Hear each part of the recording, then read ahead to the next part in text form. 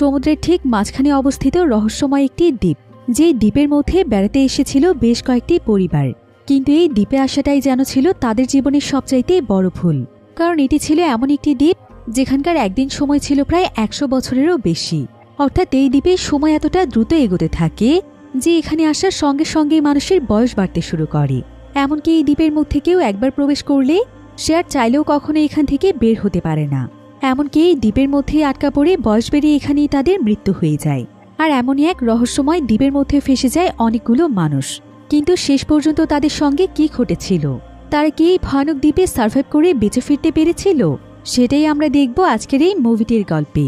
তাহলে চলুন ঘুরে আসা যাক অদ্ভুত এক রহস্যময় দ্বীপের গল্প থেকে। তো গল্পটি শুরু হয় আমেরিকার একটি শহরে, যেখানে আমরা গাই নামক একজন ব্যক্তিকে দেখতে পাই। গাই আজকে তার পুরো পরিবারকে নিয়ে একটি ভ্যাকেশনে যাচ্ছিল। গায়ের পরিবারে রয়েছে তার ওয়াইফ প্রেস্কা, তার মেয়ে ম্যাডক্স এবং তার ছেলে ট্রেন্ট। তাদেরকে নিয়ে ভ্যাকেশন কাটাতে গাই অনামিকা রিসোর্ট নামক অনেক দূরের একটি জায়গাতে যাচ্ছে। তো এবার প্রায় বেশ কয়েক ঘন্টা যাবৎ জঙ্গলের অনেক বড় একটি রাস্তা পাড়ি দেওয়ার পর ফাইনালি তারা তাদের রিসোর্টে এসে পৌঁছয়। আর এখানে এসেই তারা প্রচণ্ড খুশি হয়ে যায়, কারণ এই রিসোর্টটিকে তারা যেমন ভেবেছিল এটা তার চাইতে অনেক বেশি সুন্দর। এরপর গাই এবং তার পরিবারকে খুব সুন্দরভাবে রিসোর্টে ওয়েলকাম জানানো হয় এবং এখানে মেড্রিড নামক একটি মেয়ে তাদেরকে এসে ওয়েলকাম ড্রিঙ্কস দেয়। অন্যদিকে ম্যাডক্স এবং ট্রেন্ট সেখানে একটি ক্যান্ডি স্টেশন দেখতে পায়, যেখানে বিভিন্ন ধরনের কালারফুল ড্রিঙ্কস এবং চকলেট রাখা ছিল। কিন্তু ঠিক তখনই সেখানে ইডলিপ নামক একটি ছেলে চলে আসে, আর মাত্র কিছু সময়ের মধ্যে ইডলিপের সঙ্গে তাদের দুজনের বেশ ভালো বন্ধুত্ব হয়ে যায়। এই ইডলিপ মূলত ছিল এখানকার হোটেল মালিকের ভাতিজা। এরপর গাই তখন তার পরিবারের সবাইকে নিয়ে তাদের রুমে চলে আসে। রুমে প্রবেশ করতেই গাই সেখানে ছোট্ট একটি বই দেখতে পায়, যেখানে ওয়ারেন কোম্পানির নাম লেখা ছিল। আসলে এই ওয়ারেন কোম্পানি ছিল তাদের দেশের সবচাইতে পপুলার একটি ফার্মাসিউটিক্যাল কোম্পানি, যাদের মেডিসিন দুর্দান্তভাবে কাজ করে থাকে। এবার অন্যদিকে আমরা ট্রেন্ট এবং ইডলিপকে দেখতে পাই। ইডলিপের সঙ্গে ট্রেন্টের অনেক ভালো বন্ধুত্ব হয়ে গিয়েছিল, তাই তারা দুজন মিলে একসঙ্গে বিচে এসে অনেক মজা করছিল। তো এখানে তাদের সঙ্গে গ্রেস মিচেল নামক একজন ব্যক্তির দেখা হয়, যে কিনা মূলত অনেক বড় একজন পুলিশ অফিসার ছিল। কর্মব্যস্তময় জীবনে সে একটু সময় কাটানোর জন্য এই বিচে এসেছে। তো ট্রেন্ট এবং ইডলিপের সঙ্গে সেও বেশ ভালো মজা করে। এবার আমরা গাই এবং তার ওয়াইফকে দেখতে পাই, যাদের দুজনের মাঝে বেশ কথা কাটাকাটি হচ্ছিল। আর এখানে আমরা তাদের কথোপকথন শুনে বুঝতে পারি যে তাদের মূলত কিছুদিনের মধ্যেই ডিভোর্স হতে চলেছে। আর এখানে তারা বাচ্চাদের সঙ্গে একটি শেষ ভ্যাকেশন কাটানোর জন্য এসেছে। তবে তাদের বাচ্চারা আগে থেকেই তাদের এই বিষয়গুলো আন্দাজ করতে পেরেছিল, কারণ প্রতিনিয়ত এইভাবে তাদের ঝগড়া লেগেই থাকে। তবে কিছুদিন আগে প্রেস্কার আবার একটি টিউমার ধরা পড়েছিল, তাই গাই চাইছিল না যে এখন এই মুহূর্তে এভাবে তাদের ডিভোর্স হয়ে যাক।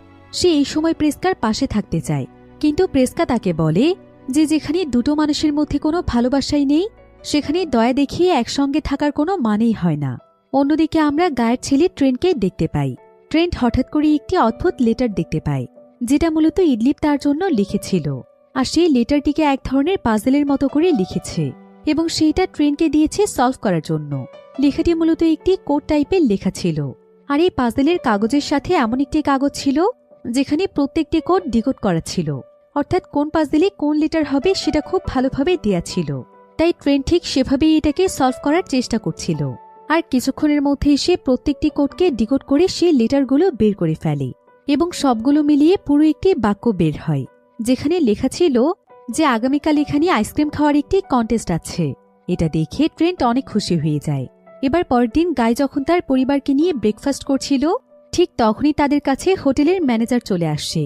আর এক পর্যায়ে সে এখানে তাদেরকে বলে, আপনারা কি জানেন আমাদের রিসোর্ট থেকে কিছুটা দূরে খুব সুন্দর একটি বিচ আছে, যে বিচ সম্পর্কে তেমন কেউ জানে না।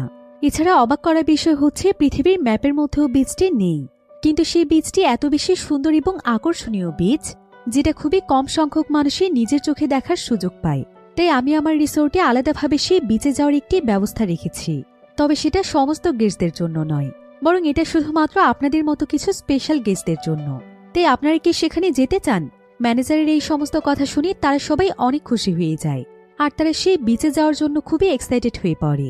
তবে ম্যানেজার এখানে তাদেরকে পরিষ্কারভাবে জানিয়ে দেয় যে সে যে তাদেরকে এই দ্বীপে যাওয়ার ব্যবস্থা করে দিচ্ছে, এটা যেন তারা এখানকার অন্য কোনো গেস্টের সঙ্গে শেয়ার না করে, কারণ এই ট্রিপটি শুধুমাত্র স্পেশাল গেস্টদের জন্য। এদিকে এমন সময় আমরা ম্যানেজারের ভাতিজা ইডলিপকে দেখতে পাই। ইডলিপ এখানে দূরে দাঁড়িয়ে ট্রেনকে ইশারা দিয়ে কিছু একটা বোঝানোর চেষ্টা করছিল, কিন্তু ম্যানেজার এটা দেখতে পেয়ে ইডলিপকে সেই জায়গা থেকে টেনে নিয়ে যায়। তবে এমন সময় তারা সেখানে অনেক জোরে একটি শব্দ শুনতে পায়। এরপর তারা যখন পেছনে ঘুরে তাকায় তখন দেখা যায় এখানে পেট্রিশিয়া নামক একজন মহিলার সিজার অ্যাটাক হয়েছে, আর তার হাজবেন্ড জারিন্স ছিল একজন নার্স। তো সে এখানে পেট্রিশিয়াকে ঠিক করার চেষ্টা করছিল। এদিকে এখানে আবার একজন ডক্টর এবং তার ওয়াইফ ছিল। এই ডক্টরের নাম ছিল ডক্টর চার্লি। চার্লি যখন পেট্রিশিয়ার এই অবস্থা দেখতে পায় তখন সে দ্রুত তাকে ট্রিটমেন্ট দিয়ে ঠিক করে ফেলে। এতে পেট্রিশিয়ার হাজবেন্ড জারিন অনেক খুশি হয়ে তাকে মন থেকে ধন্যবাদ জানায়। এবার কিছুক্ষণ পর আমরা গাই এবং তার পরিবারকে দেখতে পাই, যারা কিনা রিসোর্টের পক্ষ থেকে সেই গাড়ির ভেতর বসে আছে, যে গাড়িটি এখন তাদেরকে সেই সুন্দর বিচটির কাছে দিয়ে আসবে।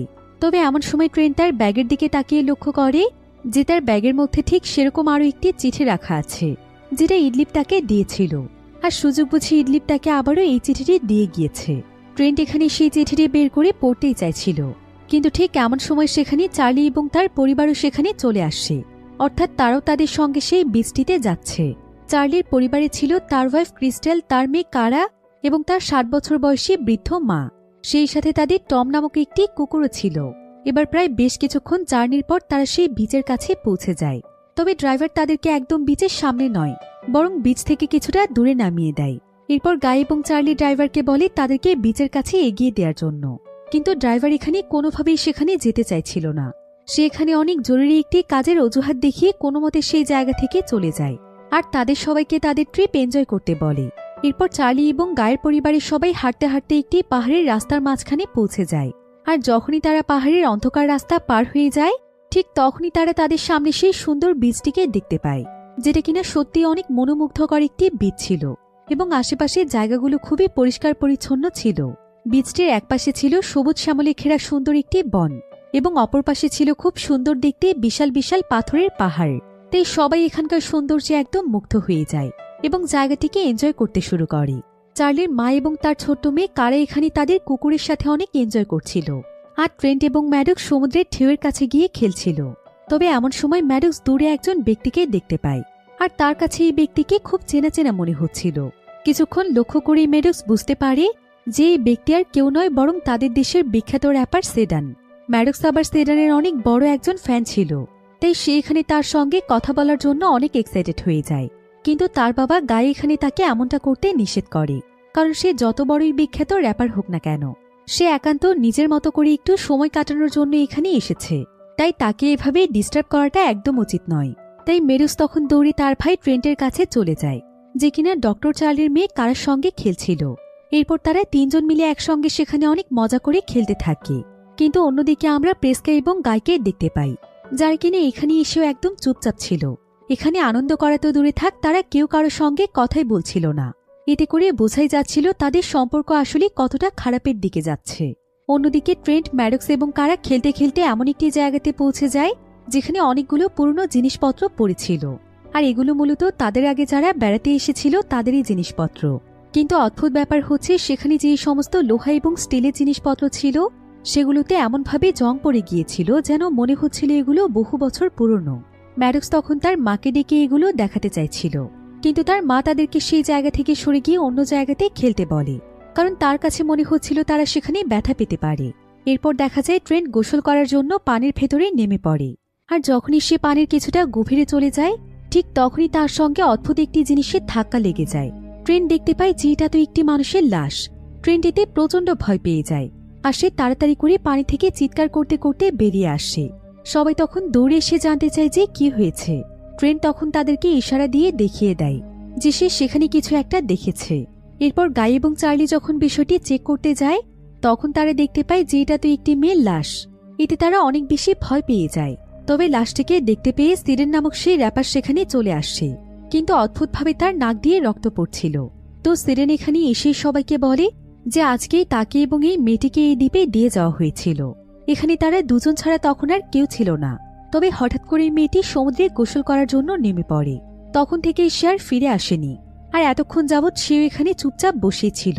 কিন্তু সিরেনের নাকে রক্ত দেখে চার্লির সন্দেহ হচ্ছিল যে নিশ্চয়ই সেই মেয়েটির সঙ্গে তার এখানে লড়াই হয়েছিল, আর কোনো কারণে সেই এই মেয়েটিকে হয়তো মেরে ফেলেছে। কিন্তু সিরেন তখন বলে তারা তাকে ভুল বুঝছে, তার হেমোফিলিয়া নামক একটি রোগ রয়েছে। যেটার জন্য তার নাক দিয়ে কিছুক্ষণ পরপর রক্ত আসে। আর যে মেয়েটি মারা গিয়েছে তার মাল্টিপল স্ক্লেরোসিস নামক একটি রোগ ছিল। এটা মস্তিষ্ক এবং শরীরের এমন একটি সমস্যা যে মস্তিষ্ক নিজেই বুঝে উঠতে পারে না শরীর আসলে কি চাচ্ছে, অর্থাৎ শরীর মস্তিষ্কের নিয়ন্ত্রণের বাইরে চলে যায়। তাই হয়তো যখন মেয়েটি সাঁতার কাটতে গিয়েছে তখন তার শরীর তার মস্তিষ্কের নিয়ন্ত্রণ হারিয়ে ফেলায় সে মারা গিয়েছে। কিন্তু ডক্টর চার্লি এখানে সিডেনের এই সমস্ত কথা বিশ্বাসই করতে চাইছিল না, বরং সে তাকে কিলার বলে গালাগাল দিচ্ছিল। এমনকি সে এখানে তার ফোনের মাধ্যমে পুলিশকে ইনফর্ম করতে চাচ্ছিল। কিন্তু দুর্ভাগ্যবশত এখানে তাদের কারো ফোনের মধ্যেই নেটওয়ার্ক ছিল না। এবার ঠিক এমন সময় দেখা যায় সেখানে সেই পেট্রিশিয়া নামক মহিলাটি চলে আসে, যার কিনা আজকে হোটেলে সিজার অ্যাটাক হয়েছিল। আর সেও এখানে তার হাজবেন্ড জারেনের সঙ্গে ঘুরতে এসেছে। এদিকে পেট্রিশিয়ার যখন সিজার অ্যাটাক হয়েছিল তখন চার্লি তাকে হেল্প করার কারণে তারা একে অপরকে আগে থেকেই চিনত, এজন্য তারা এখানে অনেক গল্প করছিল।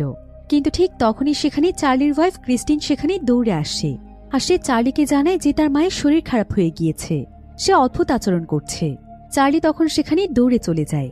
এদিকে এখানে পৌঁছে জারিন যখন এখানে একটি লাশের ব্যাপারে জানতে পারে আর হঠাৎ করে চার্লির মা যখন অসুস্থ হয়ে যায় তখন জারিন সিদ্ধান্ত নেয় যে রিসোর্ট থেকে তাদের সাহায্য চাইতে হবে। কিন্তু ফোনের নেটওয়ার্ক যেহেতু এখানে কাজ করছে না তাই সে মূলত সেই জায়গাটিতে গিয়ে ফোন করতে চাইছিল যেখানে তাদেরকে ছাড়া হয়েছে। এরপর সে হাঁটতে হাঁটতে সেই পাহাড়ের চিকন রাস্তাটির মধ্যে পৌঁছে যায়। তবে অদ্ভুতভাবে তার কাছে এখন এই রাস্তাটিকে অচেনা লাগছিল। এরপর যখনই সে আরো একটু এগিয়ে যায় ঠিক তখনই যেন তার মস্তিষ্কে কিছু একটা হয়ে যায় আর সে সঙ্গে সঙ্গে অজ্ঞান হয়ে যায়। এরপর চোখ খুললে সে দেখতে পায় যে সে বিচের কিনারায় পড়ে আছে। জারিনিতে ভীষণ ভয় পেয়ে যায়। এমন সময় তার ওয়াইফ পেট্রিশিয়া তাকে জানায় যে পাহাড়ি রাস্তায় যাওয়ার পর তার কি এমন হয়েছিল, কারণ সে কিছুদূর যেতেই আবারও পাগলের মতো ছটফট করতে করতে এখানে ফিরে এসেছে এবং সঙ্গে সঙ্গে অজ্ঞান হয়ে গিয়েছে। অন্যদিকে আমরা ডক্টর চার্লি এবং তার ওয়াইফকে দেখতে পাই। চার্লির মায়ের অবস্থা এখন অনেক খারাপ হয়ে গিয়েছিল, তাই চার্লি তাকে বাঁচানোর জন্য সিপিআর দেওয়ার চেষ্টা করছিল। কিন্তু তার কিছুক্ষণ পরেই চার্লির মা সেখানেই মারা যায়। চার্লি এতে প্রচণ্ড কষ্ট পেয়েছিল। অন্যদিকে আমরা জারিন এবং তার ওয়াইফ পেট্রিশিয়াকে দেখতে পাই। তবে ঠিক এমন সময় সেখানে প্রেসকা অনেক আতঙ্কিত অবস্থায় আসে আর সে জারিন এবং পেট্রিশিয়ার কাছে জানতে চায় যে তারা কি তার ছেলে মেয়েকে দেখেছে। কিছুক্ষণ আগেই তারা এখানেই ছিল। তবে প্রেসকার কথা শুনে ট্রেন্ট এবং ম্যাডক্স দুজনেই অনেক অবাক হয়ে যায়, কারণ তারা তো তার মায়ের সামনেই দাঁড়িয়েছিল। কিন্তু তারপরও প্রেসকা তাদেরকে চিনতেই পারছিল না, কারণ তারা দুজন এখন আর আগের মতো ছিল না, বরং তারা অনেক বড় হয়ে গিয়েছিল। কিছুক্ষণ আগে যে ট্রেন্ট মাত্র 6 বছর বয়সী ছিল তাকে দেখতে এখন প্রায় 11 বছর বয়সী ছেলের মতো লাগছিল। আর প্রেসকার মেয়ে ম্যাডক্স যেখানে 8 বছরের ছিল তাকে এখন দেখতে একদম যুবতী মেয়ের মতো লাগছিল। প্রেসকা এতে অনেক ভয় পেয়ে যায়। তবে ট্রেন্ট ভাবছিল তার মায়ের কিছু একটা হয়েছে, তাই সে দৌড়ে গিয়ে তার মাকে জড়িয়ে ধরে। এমন সময় সেখানে গায়ো তার ছেলে মেয়েকে খুঁজতে খুঁজতে চলে আসে। আর সেও এখানে তার ছেলেমেয়ের এই অবস্থা দেখে একদম অবাক হয়ে যায়, কারণ তারা সময়ের সঙ্গে সঙ্গে বড় হয়ে যাচ্ছিল। প্রেসকা তখন কাঁদতে কাঁদতে গায়কে জড়িয়ে ধরে। গায় তখন কি করবে কিছুই বুঝে উঠতে পারছিল না। সে কোনো মতে প্রেসকাকে শান্ত রাখার চেষ্টা করছিল। তবে এখানকার অদ্ভুত ঘটনাগুলো দেখে সবাই এতক্ষণে আন্দাজ করতে পেরেছিল যে এই জায়গাটি আসলে কোনো সাধারণ জায়গা নয়, বরং এখানে কোনো না কোনো রহস্য রয়েছে। তাই এখান থেকে যত দ্রুত সম্ভব বের হতে হবে। অন্যদিকে সিরেন যখন বিষয়গুলো দেখতে আসে তখন সেও এখানে বাচ্চাদের এই পরিস্থিতি দেখে প্রচণ্ড ভয় পেয়ে যায়। আর তার কাছে মনে হয় যে এখানে আর এক মুহূর্তের জন্য থাকা যাবে না। তাই সিরেন তখন সঙ্গে সঙ্গে দৌড়ে সেই জায়গা থেকে পালাতেই যাচ্ছিল, যেটা আবার দূর থেকে দেখতে পায় চার্লি। চার্লি তো আগে থেকেই সিরেনের উপর সন্দেহ ছিল, আর এখন সিরেনকে এভাবে পালাতে দেখে তার সন্দেহ দ্বিগুণ হয়ে যায়। তাই সে দৌড়ে গিয়ে সিরেনকে ধরার চেষ্টা করছিল। কিন্তু এভাবে করে যখন তারা দুজনেই সেই পাহাড়ের রাস্তাটির কাছে পৌঁছয় এবং সামনের দিকে এগিয়ে যাওয়ার চেষ্টা করে ঠিক তখনই তাদের দুজনেরই কিছু একটা হয়ে যায়। তাদের মাথার মধ্যে এমনভাবে প্রেসার পড়তে শুরু করে যে তারা নিজের অজান্তেই আবারও সমুদ্রের কিনারায় ফিরে এসে অজ্ঞান হয়ে যায়। আর যখন তাদের দুজনের জ্ঞান ফিরে আসে তখন তারা দুজনেই নিজেদেরকে সমুদ্রের কিনারায় দেখতে পায়, যেখানে বাকি সবাই তাদের দুজনকে ঘিরে ধরেছিল। এসব কিছু দেখে তারা কেউই বুঝতে পারছিল না যে তাদের সঙ্গে এখানে আসলে কি হচ্ছে আর তারা কিভাবে এই ভয়ানক জায়গা থেকে বের হবে। তবে তারা সবাই মিলে এখানে সিদ্ধান্ত নেয় যে যা কিছুই হয়ে যাক তারা হাল ছাড়বে না, যেভাবেই হোক তারা এই জায়গা থেকে বের হবে। তাই এক এক করে সবাই চেষ্টা করতে থাকে সেখান থেকে বের হওয়ার জন্য। কিন্তু দুর্ভাগ্যবশত তাদের সবার সাথে একই ঘটনা ঘটে। তাই সবাই এখানে বুঝে যায় তারা খুব বাজেভাবে এখানে ফেঁসে গিয়েছে। এখন এখানে সবাই এই সমস্ত ব্যাপারে কথা বলছিল। কিন্তু এমন সময় দেখা যায় চার্লি এখানে তার পকেট থেকে ছোট্ট একটি চাকু বের করে ফেলে। আর সে সেই চাকু দিয়ে সিরেনের গাল কেটে দেয়, কারণ তার এখানে মনে হচ্ছিল যে সেই মেয়েটির মৃত্যু এবং তার মায়ের মৃত্যুর পেছনে সিরেন দায়ী। তো চার্লি এখানে সিরেনের গাল কেটে দেওয়ায় সিরেন এখানে প্রচণ্ড রেগে যায়, আর তার গাল দিয়ে অনেক বেশি রক্ত পড়ার কারণে বাকিরাও চার্লির উপর প্রচণ্ড রেগে যায়। এমনকি সিরেনও এখানে চার্লিকে মারতেই যাচ্ছিল, কিন্তু সবাই এখানে কোনো মতে সিরেনকে থামায়। আর চার্লি এখানে সকলের কাছে ক্ষমা চায় এবং বলতে থাকে যে সে নিজের অজান্তে এই কাজটি করে ফেলেছে। সে নিজেও জানে না যে সে কেন সিরেনকে এভাবে আঘাত করেছে। এখানে চার্লির কথোপকথন শুনে মনে হচ্ছিল যে চার্লির হয়তো কোনো মানসিক সমস্যা হচ্ছে। এবার এমন সময় সবাই একটি অদ্ভুত ব্যাপার লক্ষ্য করে, সেটা হলো এইমাত্র সিরেনের গালে যে গভীর রক্তাক্ত ক্ষতটি ছিল, সেই ক্ষতটি দেখতে দেখতে মুহূর্তের মধ্যেই ঠিক হয়ে গিয়েছে, আর এখন শুধুমাত্র তার গালের মধ্যে একটি ছোট্ট দাগ রয়েছে। কিন্তু স্বাভাবিকভাবে এত বড় একটি ক্ষত ভালো হওয়ার জন্য প্রায় 2 থেকে 3 মাসের মতো সময়ের প্রয়োজন, কিন্তু সেই ক্ষত কিনা মাত্র কয়েক সেকেন্ডের মধ্যে ভালো হয়ে গেল। এখন এই সমস্ত কথা চিন্তা করতে করতে সবাই ভীষণ ভয় পেয়ে যায়। কিন্তু যেহেতু সিরেনের সঙ্গে এমনটা ঘটেছে, তাই চার্লি আবারও সিরেনের উপর সন্দেহ করছিল। তার কাছে মনে হচ্ছিল যে সবকিছুর পেছনে সিরেনই দায়ী। হয়তো এটা সিরেন এবং তার টিমের কোনো ট্র্যাপ হতে পারে। কিন্তু বাকিরা এখানে বুঝতে পেরেছিল যে এই জায়গাটিতে সময়ের কোনো হেরফের রয়েছে। হয়তো এই জায়গাটি সময় খুব দ্রুত পেরিয়ে যায়, এজন্যই ম্যাডক্স এবং ট্রেন্ট এত তাড়াতাড়ি বড় হয়ে যাচ্ছে, আর সিরেনের ক্ষতটিও এত দ্রুত শুকিয়ে গিয়েছে।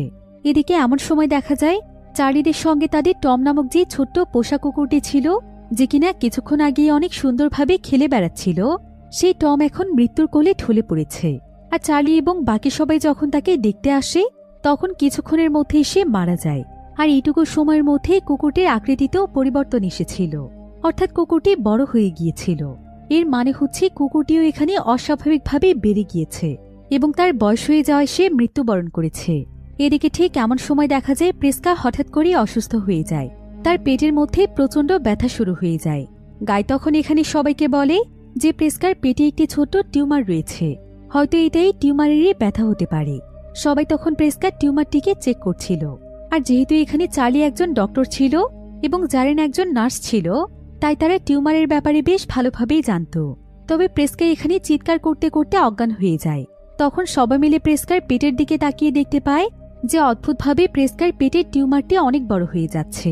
গাই তখন বলে এটা কোনোভাবেই সম্ভব নয়, কারণ প্রেস্কার টিউমারটি মাত্র 3 সেন্টিমিটারের ছিল, সেটা এত বড় কিভাবে হতে পারে। জারিন তখন বলে এই জায়গাতে সবকিছুই সম্ভব, তাই যত দ্রুত সম্ভব প্রেস্কার অপারেশন করে তার টিউমারটি বের করতে হবে, তা না হলে প্রেস্কা মারাও যেতে পারে। তাই জারিন এবং ডক্টর চার্লি মিলে প্রেস্কার অপারেশন শুরু করে দেয়। কিন্তু চার্লি যখন প্রেস্কার পেটটি কাটে, তখন দেখা যায় কাটা স্থানটি একা একাই ঠিক হয়ে যাচ্ছিল, তাই চার্লি টিউমারটিকে বের করার কোনো সুযোগই পাচ্ছিল না। এরপর চার্লি তখন সবাইকে বলে যে সে যখনই পেটটি কেটে দেবে, তখন সবাই যেন তাদের হাত দিয়ে জায়গাটিকে ফাঁকা করে ধরে রাখে, এতে করে সে টিউমারটিকে বের করে আনতে পারবে।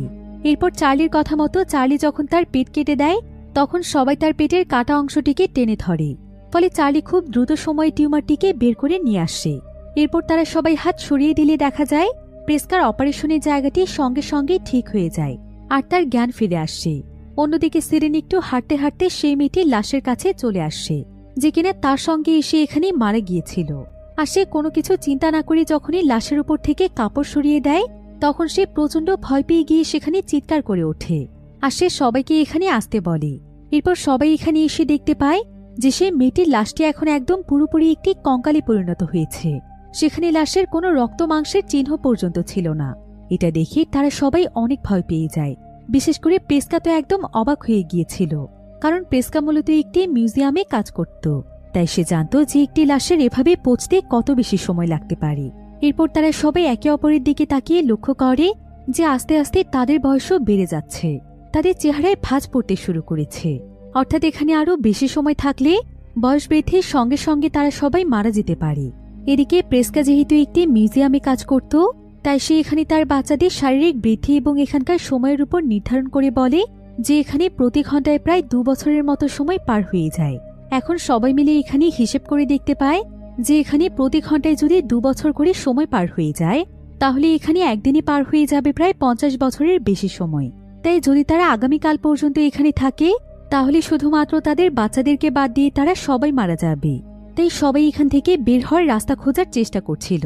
তবে এমন সময় সবাই লক্ষ্য করে যে তাদের মাঝে ট্রেন্ট এবং কারা ছিল না। সবাই এতে অনেক দুশ্চিন্তায় পড়ে যায় আর তারা ট্রেন্ট এবং কারাকে ডাকতে থাকে। কিছুক্ষণ পর ট্রেন্ট এবং কারা যখন একটি তাঁবু থেকে বেরিয়ে আসে তখন তারা সবাই কারাকে দেখে একদম অবাক হয়ে যায়, কারণ কারা এখন প্রেগনেন্ট ছিল। আসলে কারা এবং ট্রেন্টের শারীরিক বৃদ্ধির কারণে তাদের হরমোনাল পরিবর্তন হয়েছিল, এজন্য তারা নিজের অজান্তেই একে অপরের কাছে চলে আসে। আর যেহেতু এখন এখানে সময় অনেক দ্রুত গতিতে চলছে তাই কারা অলরেডি প্রেগনেন্ট হয়ে গিয়েছে। এসব দেখে জারিন তখন বলে, এখানে যে হিসেবে সময় চলছে সেই হিসেবে কারা এখন 5 মাসের প্রেগনেন্ট, আর মাত্র কয়েক মিনিটের মধ্যেই তার ডেলিভারির সময় চলে আসবে।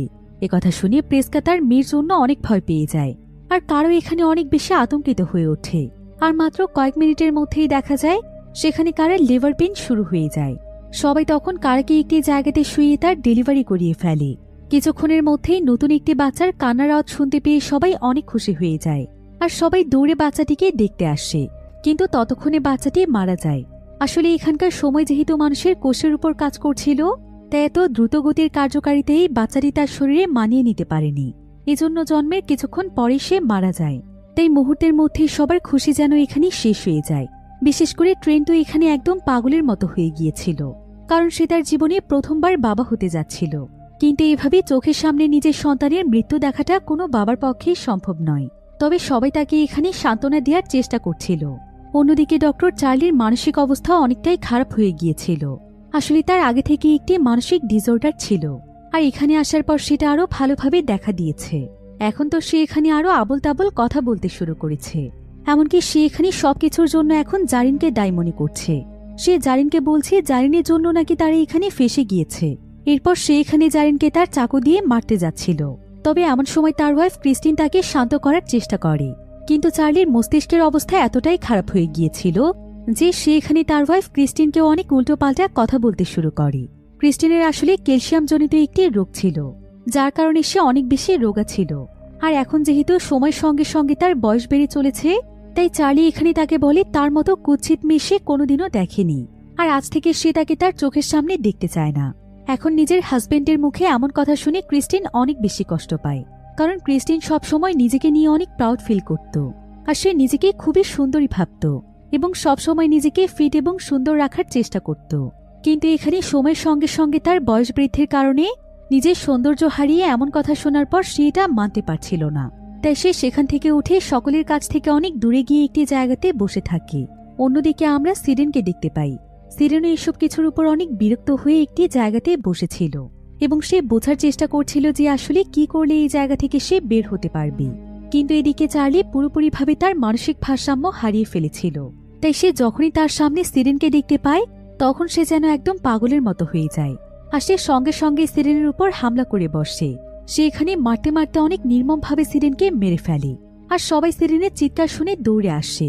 তবে ততক্ষণে সিরেন সেখানে মারা যায়। এখন এই সমস্ত পরিস্থিতি সকলের মনে অনেক বেশি আতঙ্কের সৃষ্টি করেছিল। সবাই এখানে পুরোপুরিভাবে বুঝতে পেরেছিল যে তাদেরকে মূলত এই দ্বীপে মৃত্যুর ফাঁদের মধ্যেই ফাঁসানো হয়েছে। হয়তো মৃত্যু ছাড়া এখান থেকে বের হওয়ার আর কোনো উপায় নেই।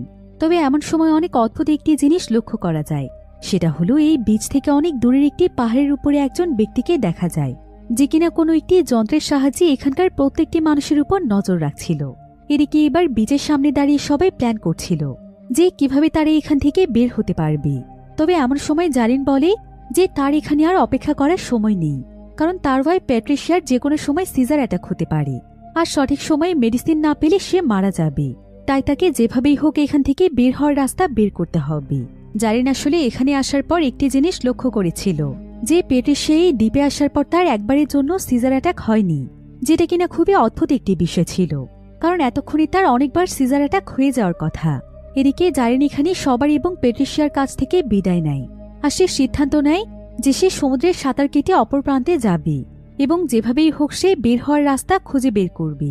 তাই সে অনেক সাহস নিয়ে সমুদ্রের পানিতে নেমে পড়ে। এদিকে গায়ের কাছে একটি বিষয় খুবই পরিষ্কার হয়ে যাচ্ছিল।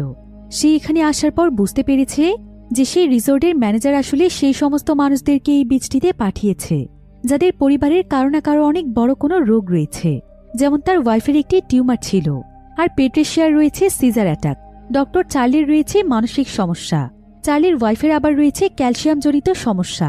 আর সিডনির সঙ্গে এসে যে মেয়েটি মারা গিয়েছিল তারও একটি বিশেষ ধরনের রোগ ছিল। তাই এই সবকিছু মিলিয়ে গায়ের কাছে মনে হচ্ছিল যে এসবের পেছনে কোনো না কোনো বড় একটি কারণ রয়েছে, আর নিশ্চয়ই তাদের উপর কেউ নজর রাখছে।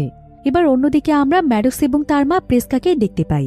তো ম্যাডক্স এখানে তার মায়ের কাছে জানতে চায় যে তার মায়ের এবং তার বাবার মধ্যে এমন কি হয়েছিল যে তারা একে অপরকে ডিভোর্স দিতে চায়।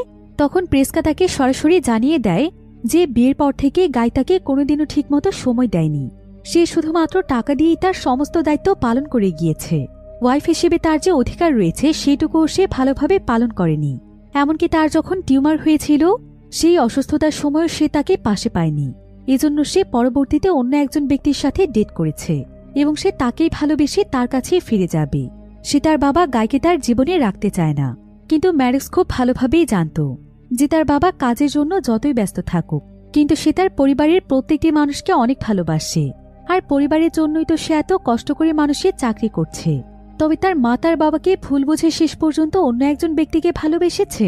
ম্যাডক্স এটা কোনোভাবেই মানতে পারছিল না। তার এখানে খুবই কষ্ট হচ্ছিল। তাই সে এখানে একটু রিল্যাক্স হওয়ার জন্য সমুদ্রের পানিতে গোসল করার জন্য নেমে পড়ে। কিন্তু যখন সে কিছুটা দূরে চলে যায় ঠিক তখনই তার সামনে একটি লাশ ভেসে আসে। ম্যাডক্স এতে প্রচণ্ড ভয় পেয়ে চিৎকার করে সমুদ্রের পানি থেকে উঠে আসে। এরপর লাশটিকে সমুদ্র থেকে তোলার পর সবাই একদম অবাক হয়ে যায়, কারণ দেখা যায় এটা আর কেউ নয় বরং জারিনের লাশ, অর্থাৎ জারিন মারা গিয়েছে। প্যাট্রিসিয়া যেন এতে একদম পাগলের মতো হয়ে গিয়েছিল। গাই তখন এখানে সবাইকে বলে হয়তো এই জায়গা পার হতে গিয়ে তার মস্তিষ্কে বিশেষ ধরনের চাপ সৃষ্টি হয়েছে, ঠিক যেমনটা পাহাড়ের রাস্তা দিয়ে বের হওয়ার সময় হতো। এজন্য হয়তো পানিতে এসে অজ্ঞান হয়ে ডুবে মারা গিয়েছে। এখন এই সমস্ত ঘটনায় অনেক বেশি ভেঙে পড়ে ট্রেন্ট এবং কারা তাদের বাচ্চাকে নিয়ে একটি জায়গাতে বসেছিল। তবে এখন তাদের বাচ্চাটি একদম পচে গলে কঙ্কাল হয়ে গিয়েছিল। ট্রেন্ট তখন কারাকে বলে এত কিছু চিন্তা করার প্রয়োজন নেই, তাদের উচিত এখন তাদের বাচ্চাকে দাফন করে দেয়া। এতে করে হয়তো তার আত্মা কিছুটা শান্তি পাবে। এরপর ট্রেন্ট তখন কারার কাছ থেকে তাদের বাচ্চাটিকে নিয়ে দাফন করে দেয়। কিন্তু যখনই ট্রেন্ট পেছনে ঘুরে তাকায় তখন সেখানে আর কারা ছিল না। ট্রেন্ট এতে অনেক ভয় পেয়ে যায়। আর সে উপরে তাকিয়ে দেখতে পায় যে কারা এখানকার পাহাড় পার হয়ে বেরিয়ে যাওয়ার চেষ্টা করছে। তবে ট্রেন্ট বারবার কারাকে নেমে আসতে বলছিল। এমনকি সে এখানে বাকি সবাইকেও ডেকে নিয়ে আসে। সবাই কারাকে এমনটা করতে নিষেধ করছিল, কারণ যদি উপরে উঠে এখানকার প্রভাবের কারণে সেও অজ্ঞান হয়ে যায় তাহলে নিচে পড়ে তার মৃত্যুও হতে পারে। কিন্তু কারা এখানে কারো কথাই শুনতে চাইছিল না। আর একটা পর্যায়ে সবার কাছে মনে হচ্ছিল কারা হয়তো রাস্তা খুঁজে পেয়ে গিয়েছে। কিন্তু তার পরক্ষণেই কারা সঙ্গে সঙ্গেই অজ্ঞান হয়ে যায়। আর সে সেই বিশাল উঁচু পাহাড় থেকে সোজা নিচে পড়ে মারা যায়। এতে সবাই অনেক বেশি কষ্ট পেয়েছিল, বিশেষ করে ট্রেন্ট, কারণ কারা ছিল ট্রেন্টের জীবনের প্রথম ভালোবাসা। আর মাত্র এইটুকু সময়ের মধ্যে সে তার ভালোবাসার মানুষ এবং সন্তান দুজনকেই হারিয়েছে। তাই সবাই এখানে তাকে সান্ত্বনা দেওয়ার চেষ্টা করছিল। এবার এমন সময় দেখা যায় হঠাৎ করেই প্যাট্রিসিয়ার সিজার অ্যাটাক শুরু হয়ে যায়। সে অনেক বেশি অসুস্থ হয়ে পড়ে। কিন্তু এখানে তাদের কারো কাছে কোনো মেডিসিন ছিল না যেটার মাধ্যমে প্যাট্রিসিয়াকে তারা সুস্থ করে তুলবে। আর এখানে যেহেতু সময় অনেক দ্রুত পার হচ্ছিল তাই দেখা যায় মাত্র কয়েক মিনিটের মধ্যে প্যাট্রিসিয়ার আরও বেশ কয়েকবার সিজার অ্যাটাক হয়ে যায়, যার ফলে কিছুক্ষণের মধ্যেই ছটফট করতে করতে প্যাট্রিসিয়া মারা যায়। আর এভাবে একের পর এক প্রত্যেকটি মানুষের মৃত্যু দেখে সবাই অনেক ডিপ্রেসড হয়ে যায়। সেই সাথে গাই এখানে লক্ষ্য করে যে বয়সের সঙ্গে সঙ্গে তার দৃষ্টিশক্তিও কমে এসেছে। আর প্রেসকে এখানে তার এক কান দিয়ে কিছুই শুনতে পাচ্ছে না। তাদের দুজনের শরীরেই পার্থক্য দেখা দিয়েছে। তবে এখানে সবচাইতে বেশি অবস্থা খারাপ ছিল ক্রিস্টিনের, কারণ ক্রিস্টিনের যে ক্যালসিয়ামের সমস্যাটি ছিল সময়ের সঙ্গে সঙ্গে সেই সমস্যা আরও বেশি বেড়ে চলেছিল। আর ক্রিস্টিন যখন নিজের সুন্দর রূপের এই অবস্থা দেখতে পায় তখন সে চাইছিল না কেউ তাকে এভাবেই দেখুক। তাই সে সকলের কাছ থেকে দূরে সরে গিয়ে একটি অন্ধকার জায়গাতে চলে যায়। এদিকে সন্ধে হয়ে যাওয়ায় ট্রেন্ট এবং ম্যাডক্স মিলে সেখানে আগুন জ্বালায়। আর তারা পুরো পরিবার মিলে সেখানে বসে পড়ে। এমন সময় গায়ে আস্তে আস্তে প্রেস্কার কাছে আসে। আর সে প্রেস্কার কাছে ক্ষমা চেয়ে বলে, তুমি সারা জীবন যা চেয়েছ আমি তোমাকে সেটা দিতে পারিনি। হয়তো কর্মব্যস্ততার জন্য আমি ভুলেই গিয়েছিলাম যে হাজবেন্ড হিসেবে আমারও তোমাকে বেশি সময় দেওয়ার প্রয়োজন ছিল। কিন্তু সব সময় স্ট্রেসে থাকার কারণে বিষয়টি আমি তোমাকে ভালোভাবে বোঝাতে পারিনি। তবে তুমি লাস্ট আমাকে যে মেসেজগুলো দিয়েছিলে সেগুলো আমি পড়েছিলাম। আর আমি অনেক আগে থেকেই জানি তুমি আমাকে না বরং অন্য একজন মানুষকে ভালোবাসো। আমি তোমার সিদ্ধান্তকে সম্মান জানাই, কিন্তু বিশ্বাস করো যা কিছুই হয়ে যাক আমি কখনোই তোমাকে হারাতে চাইনি। জীবনের শেষ নিঃশ্বাস পর্যন্ত তোমার সঙ্গেই থাকতে চেয়েছি। এসব কথা শুনে প্রেস্কাও তার ভুল বুঝতে পারি। সে বুঝে যায় যে গাইকে সে আসলে কতটা ভুল বুঝেছিল। তাই সেও এখানে গায়ের কাছে শেষবারের মতো ক্ষমা চেয়ে বলে, হয়তো তুমি আমার সঙ্গে মন থেকে শেষ নিঃশ্বাস পর্যন্ত বাঁচতে চেয়েছিলে, তাই হয়তো সৃষ্টিকর্তা আমাদেরকে এই পরিস্থিতিতে ফেলেছে। এরপর তারা দুজন মিলে এখানে নিজেদের পরিণতি মেনে নেয়, আর তারা দুজন একসঙ্গে নিজেদের শেষ সময়টুকু কাটানোর জন্য প্রস্তুত হয়ে যায়। অন্যদিকে ট্রেন্ট এবং ম্যাডক্স আগুন জ্বালিয়ে রাখার জন্য বেশ কিছু জিনিসের খোঁজ করছিল, আর ঠিক তখনই তারা হঠাৎ করে সেখানে একটি ডায়েরি খুঁজে পায়। আর এটা ছিল এমন একজন রাইটারের ডায়েরি যে কিনা তাদের মতো এই দ্বীপে এসে ফেসে গিয়েছিল, আর তাদের সঙ্গে যা কিছু ঘটেছিল সেগুলো সেই ডায়েরিতে লিখে গিয়েছে। এমনকি এখানে তার সঙ্গে যাদের যাদের মৃত্যু হয়েছে তাদের নাম এবং পদবিও লিখে গিয়েছে। এসব দেখে ট্রেন্ট এবং ম্যাডক্স এটা ভেবেই অবাক হয়ে যায় যে না জানি তাদের আগে কত মানুষ এখানে নিজেদের জীবন দিয়েছে। অন্যদিকে গাই এবং প্রেস্কা যখন নিজেদের মাঝে গল্প করছিল, ঠিক তখনই সেখানে হঠাৎ করে চার্লি চলে আসে। আর চার্লি এখন পুরোপুরিভাবে নিজের মানসিক ভারসাম্য হারিয়ে ফেলেছিল, তাই সে সঙ্গে সঙ্গে নিজের চাকু দিয়ে গায়ের উপর হামলা করে দেয়। সে গাইকে অনবরত চাকু দিয়ে মারতে থাকে, কিন্তু এখানে সময়ের অনেক ব্যবধানের কারণে সঙ্গে সঙ্গে গায়ের কাটা স্থানগুলো আবারও ঠিক হয়ে যাচ্ছিল। এদিকে গাইকে বাঁচানোর জন্য প্রেস্কা এখানে চার্লিকে থামানোর চেষ্টা করে, কিন্তু চার্লি তখন প্রেস্কার উপরও হামলা করে দেয়। চার্লি এত বেশি ভয়ানক হয়ে উঠেছিল যে গাই এখন তার সন্তানদের জন্য অনেক ভয় পেয়ে গিয়েছিল। তাই গাই প্রেস্কাকে বলে তার ছেলেমেয়ের কাছে যাওয়ার জন্য এবং তাদেরকে কোথাও লুকিয়ে পড়তে বলার জন্য, যাতে করে চার্লি তাদেরকে দেখতে না পায়। প্রেস্কা তখন দৌড়ে চলে যায় ট্রেন্ট এবং ম্যাডক্সের কাছে, আর সে তাদের দুজনকে একটি পাহাড়ের গুহার মধ্যে লুকিয়ে থাকতে বলে। কিন্তু এখানে কিছু সময় থাকার পর ট্রেন্ট এবং ম্যাডক্স পেছন থেকে কিছু শব্দ শুনতে পায়। তারা তখন তাদের লাইটারের মাধ্যমে যখন সেখানে আগুন জ্বালিয়ে দেখার চেষ্টা করে, তখন দেখা যায় যে সেখানে চার্লির ওয়াইফ ক্রিস্টিন রয়েছে। আর ক্রিস্টিনের পরিস্থিতি এতটাই ভয়ঙ্কর হয়ে গিয়েছিল যে ক্রিস্টিন কোনোভাবেই চাইছিল না তাকে কেউ দেখুক, তাই সে এখানে প্রচণ্ড রেগে যায়। আর সে বিশাল একটি পাথর উঠিয়ে নিয়ে তাদেরকে তাড়িয়ে দেওয়ার চেষ্টা করতে থাকে। কিন্তু বয়সের সঙ্গে সঙ্গে তার ক্যালসিয়ামের সমস্যা এত বেশি বেড়ে গিয়েছিল যে তার শরীরের প্রত্যেকটি হাড় একদম লাকড়ির মতো হয়ে গিয়েছিল। তাই যখন সে ভারী একটি পাথর ওঠায় তখন তার শরীরের প্রত্যেকটি হাড় দুমড়ে মুচড়ে যায়। আর এখানে সময় যেহেতু অনেক দ্রুত চলে যাচ্ছিল, তাই যেভাবে তার হাড় ভেঙে যাচ্ছিল সেভাবেই আবার জোড়া লেগে যাচ্ছিল। এতে করে দেখা যায় মুহূর্তের মধ্যেই ক্রিস্টিনের পুরো শরীরের আকৃতি বদলে যায়, আর তার পুরো শরীর দুমড়ে মুচড়ে যাওয়ার কারণে সে কিছুক্ষণের মধ্যেই মারা যায়। অন্যদিকে চার্লি এখনও গায়ের উপর অনবরত হামলা করছিল, তবে সৌভাগ্যবশত প্রেস্কা সেখানে অনেক পুরনো একটি জং লাগা চাকু খুঁজে পায়, আর সে গাইকে বাঁচানোর জন্য সেই চাকু দিয়ে চার্লির উপর হামলা করে বসে। কিন্তু সেখানে যেহেতু সময় অনেক দ্রুতগতিতে চলছিল আর চাকুর ভেতরে জং লাগা ছিল, তাই সঙ্গে সঙ্গেই রক্তের মাধ্যমে চার্লির পুরো শরীরে ভয়ানক একটি ইনফেকশন ছড়িয়ে পড়ে। আর মাত্র কয়েক মিনিটের মধ্যে চার্লি সেখানে ছটফট করতে করতে মারা যায়। এখন এই বীজের মধ্যে শুধুমাত্র বেঁচে ছিল গাই এবং তার পরিবার। তবে সময় বাড়ার সঙ্গে সঙ্গে গাই এবং প্রেস্কার বয়স অনেক বেশি বেড়ে যাচ্ছিল। বিশেষ করে গাই এখন নিজের স্মৃতিশক্তিও ভুলতে বসেছিল। সে এখানে প্রেস্কাকে বলে, আমাদের মধ্যে কি কোনো বিষয় নিয়ে ঝগড়া হচ্ছিল? তবে প্রেস্কা তখন তাকে সান্ত্বনা দিয়ে বলে যে তারা সবসময় একসঙ্গে অনেক হ্যাপি ছিল। এই বলে প্রেস্কা গায়ের মাথা তার ঘাড়ে রাখে। এবার কিছু সময় পার হয়ে যাওয়ার পর দেখা যায় গাই সেখানে হাসতে হাসতে মৃত্যুবরণ করে। গায়ের মৃত্যুতে ট্রেন্ট এবং ম্যাডক্স দুজনে অনেক ভেঙে পড়েছিল, তবে প্রেস্কা এটা মেনে নিয়েছিল, কারণ সে জানত যে কিছুক্ষণ পর সেও মারা যাবে। সে তখন আস্তে আস্তে সমুদ্রের কিনারার কাছে যায়, আর যখন সে সেখানে আরো কিছু সময় দাঁড়িয়ে থাকে তখন বয়স হয়ে যাওয়ার কারণে সেও মারা যায়।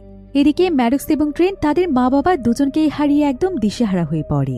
বীচের কিনারায় বসে কাঁদতে কাঁদতে তারা সেদিন সারা রাত পার করে দেয়। এরপর সেদিন সকালবেলা দেখা যায় বীচের মধ্যে আরো অনেক সময় পার হয়ে যাওয়ার কারণে ট্রেন্ট এবং ম্যাডক্স দুজনেরই বয়স বেড়ে গিয়েছে।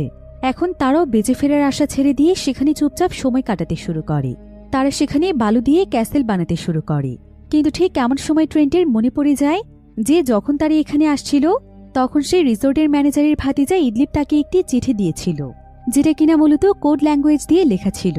কিন্তু সময়ের অভাবে সে সেটাকে ডিকোড করে দেখেনি, তাই এখন সে সেই চিঠিটি এনে ডিকোড করতে শুরু করে।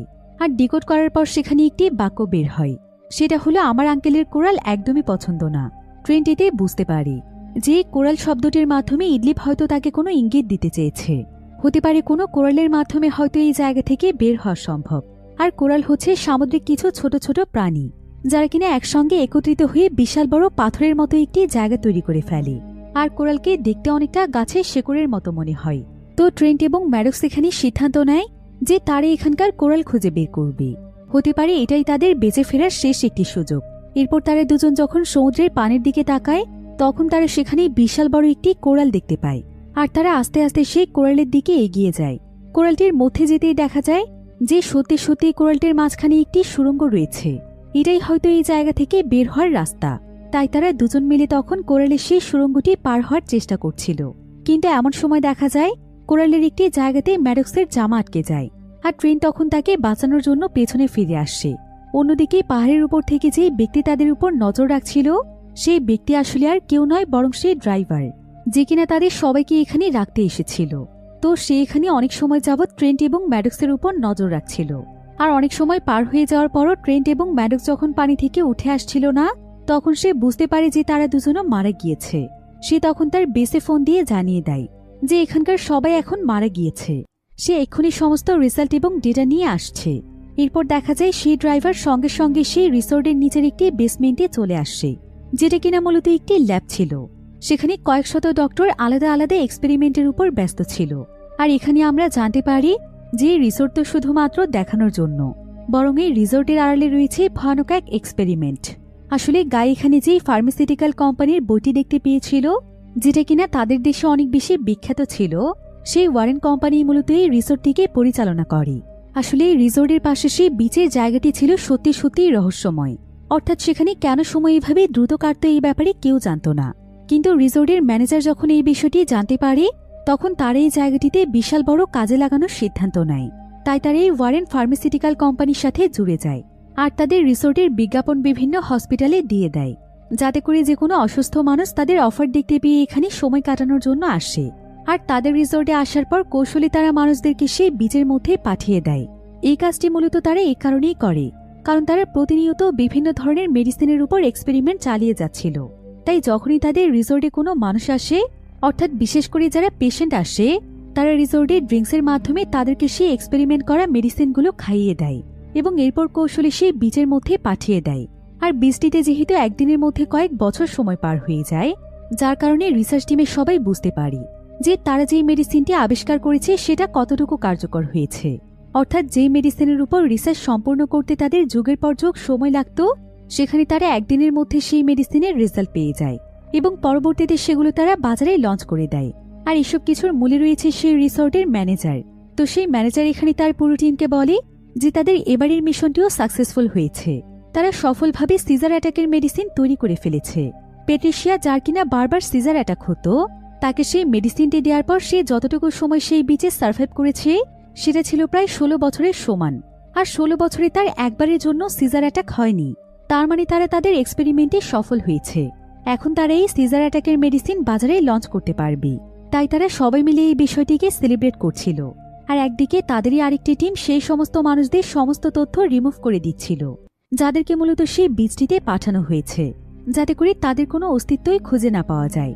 অন্যদিকে আমরা সেই কোরালটিকে দেখতে পাই, যেখানে ট্রেন্ট এবং ম্যাডক্স এখনও বেঁচে আছে। আর ফাইনালি তারা সেই কোরালটি পার হয়ে বের হতে পেরেছিল এবং সেই সময়ের বেড়াজাল থেকে মুক্তি পেয়েছিল। ট্রেন তখন তার বোন ম্যাডক্সকে নিয়ে সোজা সেই পুলিশ অফিসারের কাছে আসে, যাদের সঙ্গে তার গতকালই বিচে দেখা হয়েছিল। ট্রেন্ট এবং ম্যাডক্স তখন সেই পুলিশ অফিসারকে সবকিছু জানিয়ে দেয় এবং তাকে সেই ডায়েরিটিও দিয়ে দেয়, যে ডায়েরিটি তারা বিচের মধ্যে খুঁজে পেয়েছিল, যেখানে কোনো রাইটার সেখানে মারা যাওয়া বিভিন্ন মানুষের তথ্য লিখে গিয়েছে। সেই অফিসার তখন সঙ্গে সঙ্গে তার মেইন অফিসে ফোন দেয় এবং যে সমস্ত মানুষের মৃত্যুর কথা ডায়েরিতে লেখা ছিল তাদের ব্যাপারে তদন্ত চালাতে বলে। এরপর জানা যায় ট্রেন্ট এবং ম্যাডক্স যা বলেছে সবকিছুই সত্যি, কারণ সেই ডায়েরির মধ্যে যতজন মানুষের অ্যাড্রেস এবং নাম লেখা ছিল, তারা প্রত্যেকেই অনেক বছর ধরে গায়েব হয়ে গিয়েছিল। তাই সেই অফিসার তখন তার পুরো টিম নিয়ে সেই পুরো রিসোর্টকে ঘিরে ফেলে।